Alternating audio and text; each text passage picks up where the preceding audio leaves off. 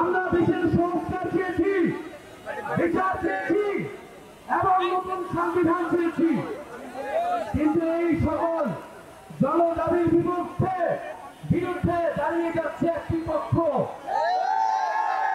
যারা পুরাতন বন্দোবস্তকে টিকিয়ে রাখতে চায়, যারা পুরাতন রাজনীতিকে টিকিয়ে রাখতে চায়, যারা চাঁদাবাজ এবং সন্ত্রাসকে টিকিয়ে রাখতে চায়।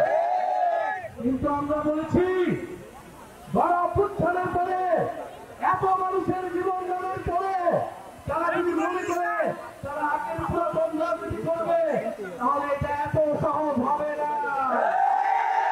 গণ অভ্যুত্থানের শক্তি এখনো মাঠে আছে, এখনো তাদের গর্জন রয়েছে। প্রিয় সরকারি বন্ধুগণ, তারা ভেবেছিল মোবাইল রেখে ক্যামেরা নিয়ে দেখিয়ে ক্ষমতার ভাগ বাটোয়ারার লোক দেখিয়ে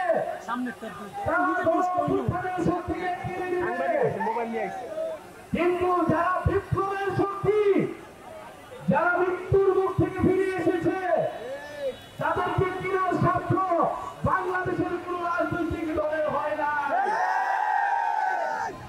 বলা হয়েছে দরজা খোলা আছে। আমরা বলেছি 5